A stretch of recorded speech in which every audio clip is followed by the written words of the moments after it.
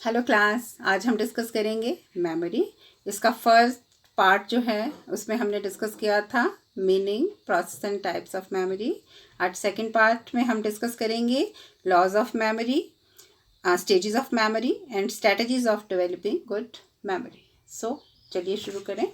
सबसे पहले हम डिस्कस करेंगे लॉज ऑफ मेमोरी, स्मृति के नियम या सिद्धांत। तो सबसे पहले बी.एन. झा की डेफिनेशन है, laws of memory are conditions which facilitate revival of past experience. स्मृति के नियम वह दिशाएं हैं जो अनुभव के पुनर्स्मरण में सहायता देती हैं।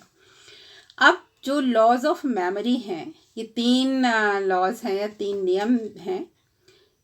तो सबसे पहला जो नियम है वो है लॉ ऑफ हैबिट, आदत का नियम। इस लॉ के अकॉर्डिंग जब हम कुछ विचारों को बार बार रिपीट करते हैं, दोहराते हैं, तो क्या है, वो विचार हमारे दिमाग में स्टोर हो जाते हैं और हमें उन विचारों को बिना सोचे समझे व्यक्त करने की आदत पड़ जाती है। जैसे टेबल्स हैं, राइम्स हैं, काउंटिंग है, इन चीज़ों को क्या है, हम लोग बार बार इन चीज़ों को दोहराते हैं। तो जब भी टेबल सुनाने को कहा जाए बच्चों को, 5 का, 12 का, 13 का, तो बच्चे झट से बड़ी स्पीड से उन चीज़ों को सुना देते हैं। या कोई पोइम है या कोई सॉन्ग है, तो इन चीज़ों को बच्चे को बिना सोचे समझे व्यक्त करने की आदत पड़ जाती है। तो इसे हम क्या कहते हैं, लॉ ऑफ हैबिट। अगला लॉ जो है second, that is law of preservation, निरंतरता का नियम। अब जो हमारी लर्निंग का जो प्रोसेस है या जो प्रोसेस ऑफ लर्निंग है, उसमें जो एक्सपीरियंसेस हमारे बहुत क्लियर होते हैं, बड़ी क्लियरिटी या स्पष्ट रूप से जो अनुभव हम करते हैं, वो हमारे दिमाग में कुछ समय तक निरंतर रूप से चलते रहते हैं। कंटिन्यूसली वो चीज़ें या वो विचार जो हैं वो दिमाग में घूमते रहते हैं और इनको याद करने के लिए, मेमोराइज करने के लिए हमें कोई प्रयास नहीं करना पड़ता है। जैसा कोई गाना हम सुनते हैं, ठीक है, या कोई एक्सीडेंट या हादसा हम देख लेते हैं, तो कोशिश करने के बाद भी हम उसे भूल नहीं पाते हैं। बार बार वो हमारे दिमाग में चलता है या बार बार वो जो दृश्य हमें दिखाई देता है, और हम बड़ी बार ये बातें कहते भी हैं कि गाना मेरे दिमाग से जा ही नहीं रहा है, मैं कोई भी काम कर रही हूँ बट ये गाना मेरे साथ चल रहा है और मुझे ये सीन जो है बार बार दिखाई दे रहा है। थर्ड जो हमारा लॉ है वो है लॉ ऑफ एसोसिएशन, परस्पर संबंध का नियम। जब एक अनुभव को दूसरे अनुभव के साथ हम जोड़ते हैं तो वो क्या है, उसे भी याद करना बड़ा सरल हो जाता है। जैसे बेसिक एजुकेशन की बात करें तो महात्मा गांधी का नाम ऑटोमेटिकली उसके साथ एसोसिएट होकर हमारे दिमाग में आ जाता है।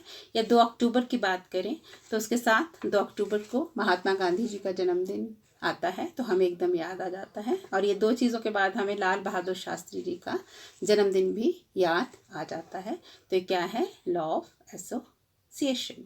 इसके बाद हम डिस्कस करेंगे that is how memory works, stages of memory भी इसे कहते हैं, या जो स्मृति है वो किस तरह से कार्य करती है।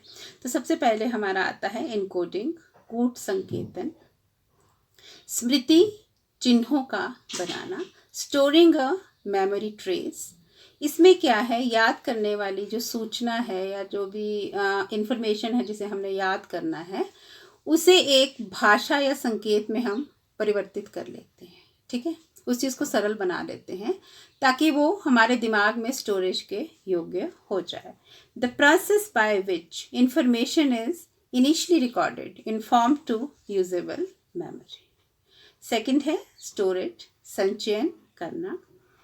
अब जो हमने इनकोड किया है, जो भी इंफॉर्मेशन को हमने इनकोड किया है, उस इंफॉर्मेशन को क्या है, दिमाग में स्टोर करना। रिटेनिंग ट्रेस इन मेमोरी, स्मृति चिन्हों का मस्तिष्क में संचयन करना। The maintenance of material saved in the memory system, okay, transfer of encoding into memory, ठीक है, संकेतों को धारण करना। इसके बाद हमारा थर्ड है दैट इज रिट्राइवल, पुनः प्राप्ति। अब जो धारण की है इंफॉर्मेशन, हमने इंफॉर्मेशन ली, हमने इनकोड की, इनकोडिंग के बाद स्टोर करी और स्टोरेज के बाद क्या है, हमें रिट्राइवल करना है, हमें उसकी पुनः प्राप्ति करनी है, धारण करे गए ज्ञान की पुनः प्राप्ति करनी है। तो यहाँ पे हम लोग इसे क्या कहते हैं, रिट्राइवल कहते हैं। Recovering encoded trace from storage using available knowledge in action. Locating the memorise information when needed. Encoding के बाद स्टोर करी हुई जो इंफॉर्मेशन है या जो सूचना है उसको मूल रूप से प्राप्त करना। तो यहाँ पे क्या है, मेमोरी कैसे काम करती है, या 3 स्टेजेस ऑफ मेमोरी क्या है, इनकोडिंग, स्टोरेज एंड रिट्राइवल। इसके बाद हम आते हैं स्ट्रेटजीज टू डेवलप मेमोरी या मेमोरी ट्रेनिंग, कि बच्चों को किस तरह से बताया जाए, कि उन्हें ट्रेनिंग किस तरह से दी जाए कि जो मेमोरी है वो कैसे डेवलप करनी है। तो सबसे पहला पॉइंट है विल टू लर्न, सीखने की इच्छा। बच्चे हैं, बड़े हैं, जिसे भी कोई नया काम सीखना है उसके अंदर सीखने की इच्छा का होना बड़ा ज़रूरी है। सेकंड है विल टू मेमोराइज, स्मरण करने की इच्छा। अब किसी चीज़ को याद रखने के लिए भी इच्छा का होना बहुत ज़रूरी है। थर्ड है मेकिंग एसोसिएशंस, सहचर्य स्थापित करना। अभी हम लोगों ने लॉज में भी डिस्कस किया कि एक चीज़ को दूसरी चीज़ के साथ जोड़ना बहुत ज़रूरी है। इसके बाद है linking new knowledge with old knowledge, नए ज्ञान को पूर्व ज्ञान के साथ जोड़ना, कोरिलेट करना, कोरिलेशन करना, मेमोराइज करने में इन चीज़ों से बहुत हेल्प मिलती है। देन इसके बाद है रेपिटेशन, पुनरावृत्ति, निरंतर रूप से जो पुनरावृत्ति की जाती है। जैसे हम कहते हैं practice makes a man perfect, practice है, ड्रिल है। Memory can be definitely improved bye practice, अभ्यास करेंगे तो ऑब्वियसली वो चीज़ें हमें याद रहेंगी। देन होल लर्निंग, पूर्ण रूप से सीखना। जब कोई एक चैप्टर है, कंटेंट है, अगर हम उसे पूर्ण रूप से एक ही बार पढ़ लें, पूर्ण रूप से उसे सीख लें, तब भी क्या है बहुत समय तक हमें याद रहता है। लर्निंग बाय डूइंग, क्रिया द्वारा सीखना। एक्टिविटीज़ हैं, क्रियाएं हैं, जो काम हम स्वयं करते हैं, हाथों द्वारा करते हैं, वो चीज़ हमें हमेशा याद रहती है। प्रॉपर ग्रुपिंग, उचित समूहीकरण। टेलीफोन नंबर हैं, बड़े बड़े स्पेलिंग्स हैं, तो उनको क्या है, हम अगर ग्रुप्स में बांट लें, टेलीफोन नंबर है 26333400, तो हम 26333400। हिप्पोपोटामस की स्पेलिंग है, इन्हें हम बांट लें क्योंकि बहुत बड़ा स्पेलिंग है इसका, तो हमें याद करने में या बच्चों को याद करने में क्या है, आसानी रहेगी। यूज़ ऑफ रिदम, लय का प्रयोग करना, जैसे हम लोग टेबल हैं, पोइम है, पीछे भी हम लोगों ने डिस्कस किया, अभी काउंटिंग है। इन चीज़ों को क्या है, हम बच्चों को लय बद्ध तरीके से इन चीज़ों को सिखाते हैं कि गा के आप इनको याद करिए, तो बच्चा जो है उससे बड़े अच्छे तरीके से इन चीज़ें जो है याद हो जाती हैं। Then use of reward and punishment, पुरस्कार तथा दंड का प्रयोग करना। जहाँ बच्चा सही कर रहा है उसे रिवार्ड दीजिए, क्लैपिंग करवाइए। जहाँ बच्चा थोड़ी गलत काम कर रहा है या गलत उसे मेमोराइज नहीं हो रहा है या गलत तरीक़ों का प्रयोग कर रहा है, तो बच्चे को थोड़ी हल्की पनिशमेंट देना बहुत ज़रूरी है। उसे कहिए कि बार बार इसे लिखिए, आप 20 बार लिखिए, 25 बार लिखिए, 50 बार बोलिए। इस तरह की छोटी छोटी रिवार्ड और पनिशमेंट्स जो हैं वो दी जा सकती हैं, ताकि हमारी जो मेमोरी है वो डेवलप हो सके। इसके बाद है डेवलपमेंट ऑफ इंटरेस्ट, रुचि का विकास करना। डेवलपमेंट ऑफ अटेंशन, बच्चों को कहना कि चीज़ों को ध्यान से सुनिए। देन इंट्रोड्यूसिंग रेस्ट, विश्राम देना।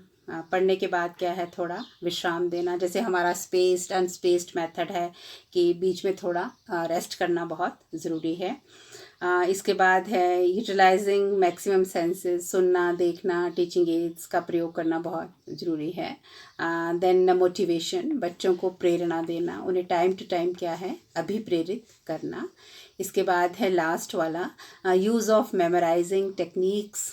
ओके, तो जो मेमोराइजिंग टेक्निक्स जो हैं उनका प्रयोग करना। जैसे हमारे 7 आर्ट्स हैं, reading, writing, arithmetic, rights, responsibilities, recreation, इन सब चीज़ों के बारे में आपको बार बार बताया जाता है।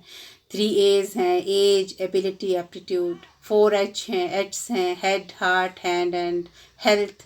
इन सब चीज़ों को ध्यान में रखते हुए एंड जो है वो मेमोरी जो है वो डेवलप की जा सकती है। इन सारे जो पॉइंट्स हैं इनके बारे में बच्चों को बताया जाए, डिस्कस किया जाए, ताकि जो बच्चे हैं उनको जो मेमोरी ट्रेनिंग है वो दी जा सके। Thank you so much.